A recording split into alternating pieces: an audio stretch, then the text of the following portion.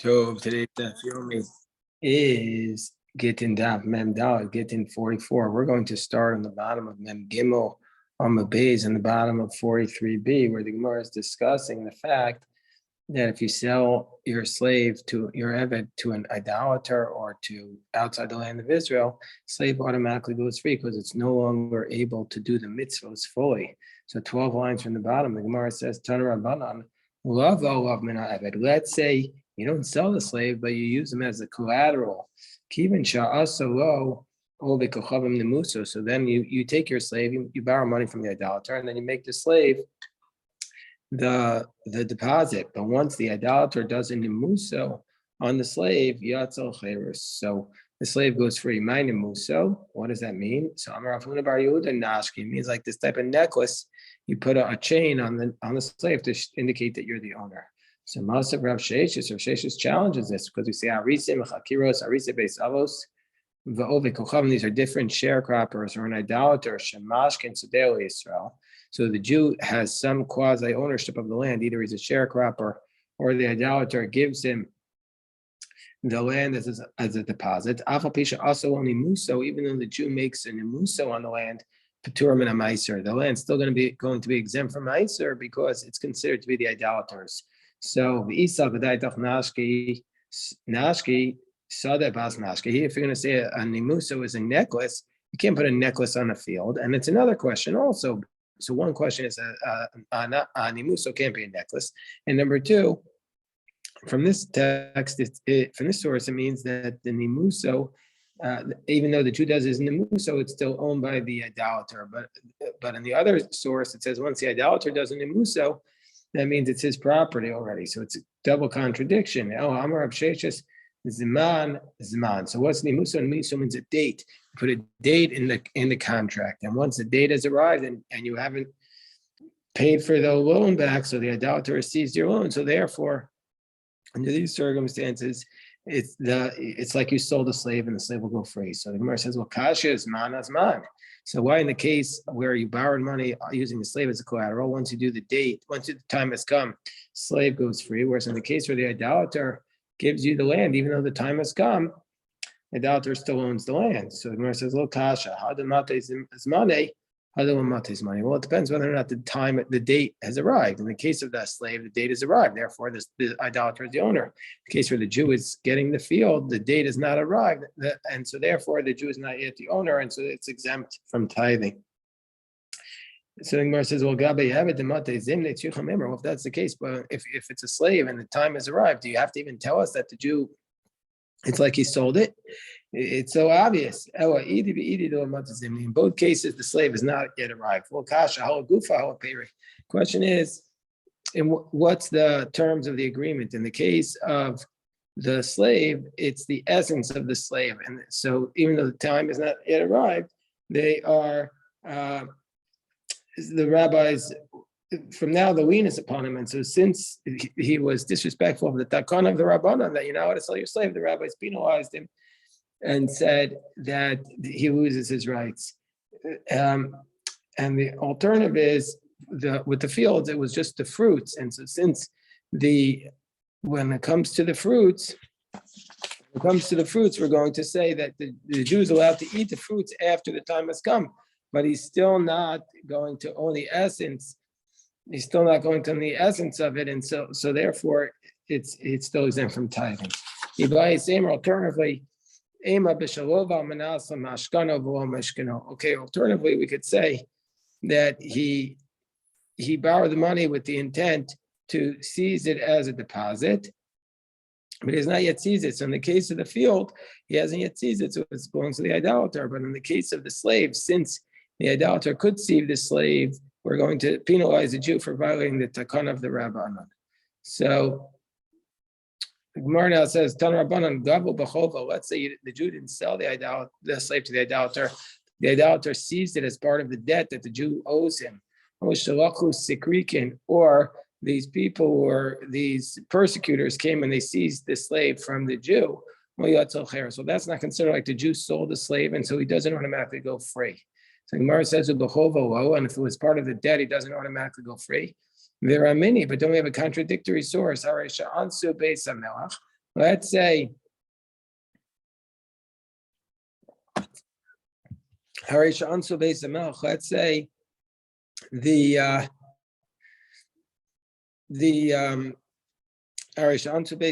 so let's say the king's army comes and seizes his goran, his grain from the threshing floor. In Bechovo, if it's part of a debt that he owes the king, he's going to be chayav aser. He's going to be liable to tithe it. And in Poros, pater maaser. But if it was just a total loss and nothing to do with the debt he owed, then he's exempt from maaser. But we see from here that if he sees property as part of a debt that you owed, it's like you sold it. So that's why you have to pay maaser on that. So Gemara says, no, Shani Asam, that case is different. That case is very different because he's benefiting from them because he's paying his debt, and so therefore, with respect to tithing, we're going to say he's liable for maaser. But with respect to an eved, it's a penalty because of a knas, and he didn't sell it on his own, and so therefore, he's not going to be liable. More challenge this. We say if you sell your slave to a farhang idolater. What's a farhang? A person is making accusations against you, and you get rid of him by giving him your slave. He goes free. So we see from here that even though it's part of a debt, he goes free. It's like you sold him. So there, Gemara says, no, that case is different. There he could have appeased him in another manner, and he didn't do it. Gufa, so the Gemara challenges this. Gufa, the Gemara said, we learned before, but why? What could he have done? He could have appeased him a different way, he didn't do it. So let's say you sold a slave only for a temporary time, you sell him for 30 days. What will be the law there? And a farhang, the Gemara's assumption is it's only for a temporary time. So the Gemara says, no, you sold them to the army, to the farhang idolater, that he's not coming back. Machro, what about a case of machro chutz mimolachto? Let's say you sell the slave not to work, just for his mating purposes, or a chutzman on mitzvos, or you sell the slave, but he's exempt from violating. He can do the mitzvos, or now chutz mishabbasos v'yamtiv. You sell the slave, but you say he can't work on Shabbos or Yamtiv, or a leger toshav, or to a non-Jew, but he doesn't worship idolatry, or to Yisrael mumar, to a Jew who's a heretic, or a lukuti mahu, or to kutis like this quasi-Jew. In all these cases, what will be the law? We're saying we're trying to safeguard the slave's spiritual rights. So in this case, we say pasha miyachad, that we can answer at least one question. If you sell the slave to a non-Jew who doesn't worship idolatry, we're still going to view it like an idolater. That's what the source states. But Kuti v'Yisrael mumar, some say the Kuti and the heretic Jew, some say it's like an idolater, some say it's not like an idolater. So the Gemara says, Bami name Rabbi Ami. So they asked the following question: Rabbi Ami, like guy, so let's say the slave on his own throws himself into the army, and the master can't get him out. Well, we can't go to the court of a Jew or idolater. Is he allowed to? Is he going to be allowed to, under these circumstances, to at least take the compensation for this slave? So, or is that considered like he sold him? So I'm like Rabbi Yerman, Rabbi Zeir. Go check out your earlier sources. He went out and he found it. Titania, if you sell your house on idolater, you're not allowed to take the money. But if the idolater takes your house, and the owner can't get the money out, not by going to a Jewish court or into an idolatrous court, then you're allowed to get your money back. And under these cases where the idolater seizes your house, you're allowed to get your money back, and you're allowed to even register it in the court. Because it's like he is saving the house, saving the money from them. Otherwise, why do you have to give them your money? So therefore, you're allowed to get it. So Gemara says, so maybe that's the same case by the idolaters. Gemara says, maybe there's a distinction between the cases. Maybe by a house, we say you could save the money. You're not used to selling your home, so it's not something that you often do. We're not worried that people are going to go sell their homes. But a slave, you don't need a slave. Maybe it's going to encourage you to sell it.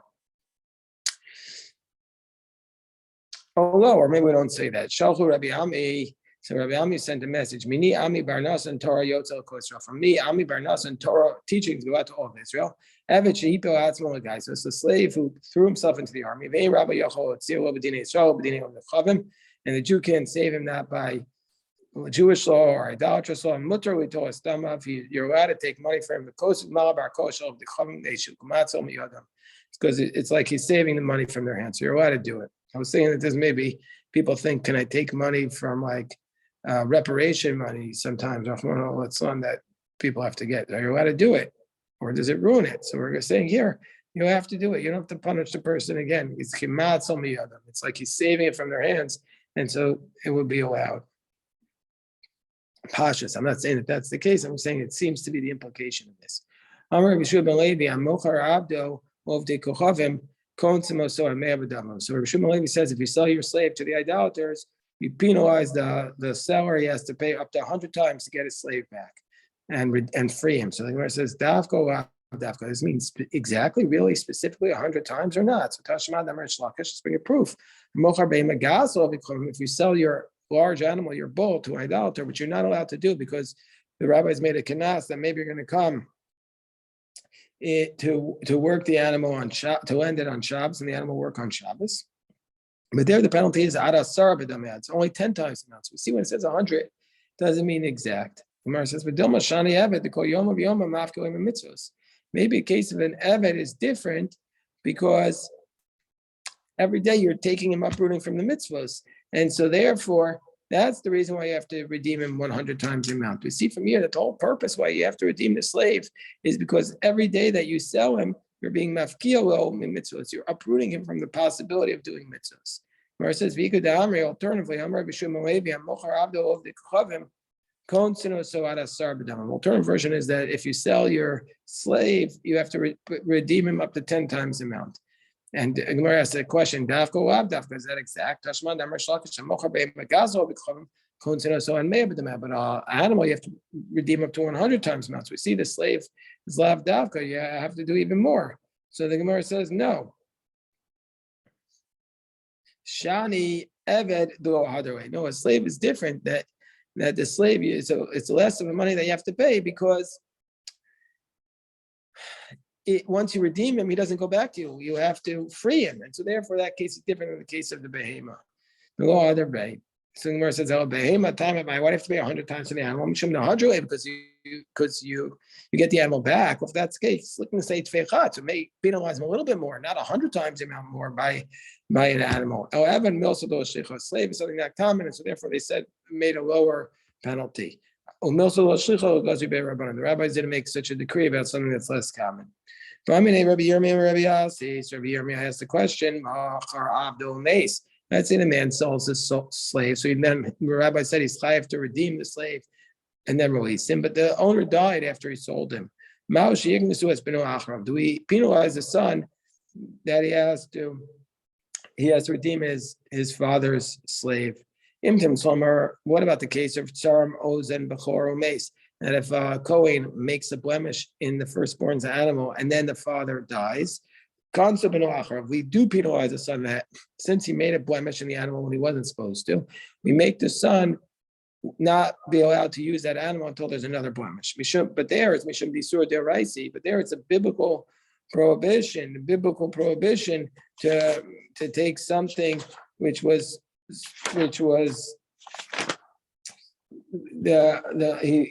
he violated the prohibition of the Torah that you're not allowed to make a blemish on this animal. So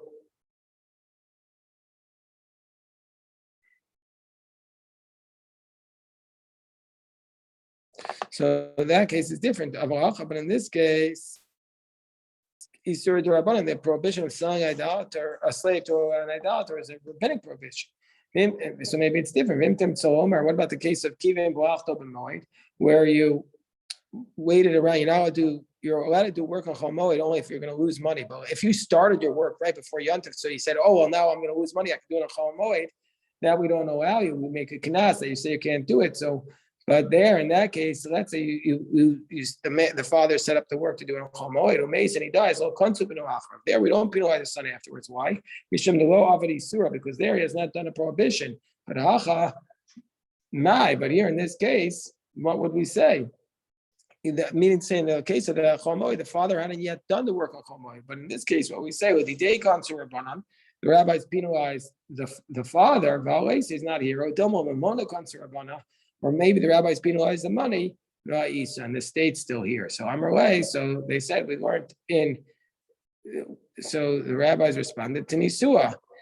We learned in Mishnah that says, let's say you have a field in the sabbatical year that you took the thorns out of the field. Well, since taking the thorns out is not considered a biblical prohibition, therefore the rabbis didn't penalize him, and he's allowed to plant the field after the sabbatical year. But into Yavia and Nidaira, but let's say you somehow fertilize the field. There, we don't allow you to plant the field after. We don't allow you to work the field. The rabbis penalize you. And we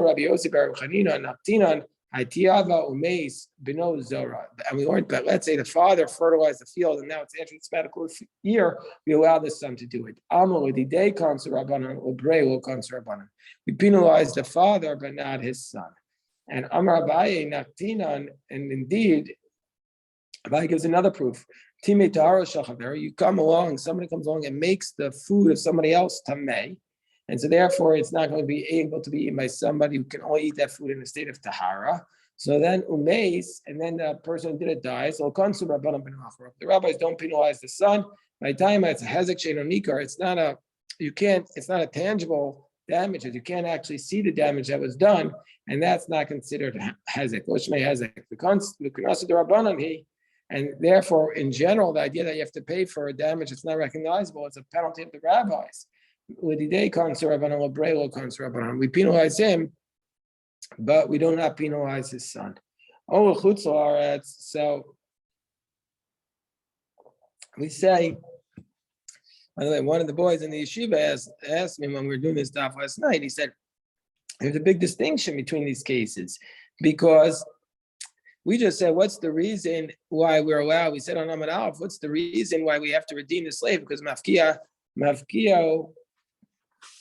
midei mitzvos. What was the lashon of the Gemara? The Gemara says by kol yom mafkol mitzvos. So that's another distinction between this and the case of Shemitah. Every day that we don't redeem the slave, kol yom mafkol mitzvos. So maybe we should penalize the son in this case.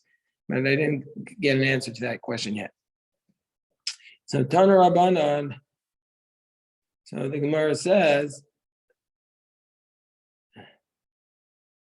that if you sell your slave outside the land of Israel, he goes free.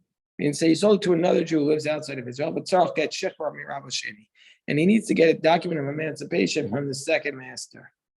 Rabbi Shimon Gamliel says, "Pamim yatsa, pamim lo yatsa." Sometimes he goes free just by selling him, but sometimes just by selling him alone, he doesn't go free. Ketzad. Let's say Amar Ploni Avdi. Let's say a man says, "My such and such servants machartia with Ploni Antoki." I've sold him to this person who's the Antoki, Ploni Antoki. Lo yatsa. He doesn't go free, because it doesn't mean that just because the name is Antoki doesn't mean he lives actually in Antioch, who's outside of Israel. But let's say it says Antoki Sheba Antokia. It says I'm selling it to the Antoki who lives in Antokia. Yatsa, he goes free. Gemara says V'atanya, and that which we said that if he sells him, and that which we said that if he sells him to Antoki and Antoki, he goes free. But we have a contradictory source. Mecharto Antoki. Let's say it says, the Brisa says that if he sells him to Antoki, he goes free. So we have another source that says if he sells to Antoki, he goes free. Whereas the first source we just cited said he doesn't go free. But if he sells him to Antoki and Lud, he doesn't go free. So we see from here that if you sell to an Antoki, he goes free. So how do we explain the contradiction? We see if the guy has a house in Israel, then even though his name is Antoki, it means he lives in Israel. But if he doesn't have a house there and his name is Antoki, then we're going to let the slave say that the slave has to go free. By Rabbi Yirmiyah, he has the following question: Bavel shenasa isha baret Israel, a Babylonian who marries a woman who lives in Israel, And right when they get married, and she brings into the marriage slaves. His intent is his intent when he gets married to her is we're going back to Babylon. Mao, do the slaves automatically go free at that point? So this is a dispute which we had in Yevamos, that when a marriage ends, is the woman entitled to get back the exact assets she brought in, or just the value of the assets? If it's exact assets, we say hadin ima, and if it's just the value, we say hadin imo. So in this case, it's going to be a question both according to both positions. It's a question of the one who says that she gets back the exact assets. Even that dinima, even though because since the law is with her, then it's like it's hers. At that point, it's still hers, and so therefore the slaves don't go free. Or else maybe since the husband there's a lien on them and the husband gets the fruits, it's like it's his. And it's also a question in the opposite way. The one that says that he doesn't have to return back the exact asset, just to return back the value. Given that dinimo, maybe because he has them and just has to return the value, it's like it's his. Or maybe because he hasn't acquired the goof of the matter, and we're going to say it's like it's hers. So the Gemara says, take it. We leave this question unresolved. Rabbi Abahu taught, Shanali Rabbi Yochanan taught me, let's say a slave willingly followed after his master to Syria. She says that's Aram Tsova. It's considered like outside the land of Israel when it comes to selling slaves. Like we learned in the first chapter, it's like you sold a slave outside of the land of Israel. So somebody sells his slave to Syria, and then when he gets there, the case is that the slave willingly went after his master to Syria, but once he gets there, the master sold him, then the slave automatically goes free. And Rashi says, even though the slave went out willingly at the beginning, and if he would have objected, then the master couldn't have forced him, like we said, in Ksubos, that you have the slave has the right to object and say, I don't want to go. But once he got there, once he sells him, he goes free. Then the slave still has the right to go free. So Gemara says, but didn't we learn the opposite? Reb Chia says he lost his rights. So Kasha Kancha Das Rabbi also Kancha Das Rabbi also. It depends what the master promised the slave at the beginning. If he said to him, I'm going to return, then the slave has not lost his rights. But if he said, I'm not going to return, the slave has not lost his lost his rights. If he says, I'm going to return, the slave has not lost his rights. Rashi says, so he went out from Israel. He says, don't worry, I'm going right back. But given the Machro, then once he sold them, it's like he sold them outside the land of Israel. Gemara says, and we have proof for this. We know that the slave can follow after the master to Syria.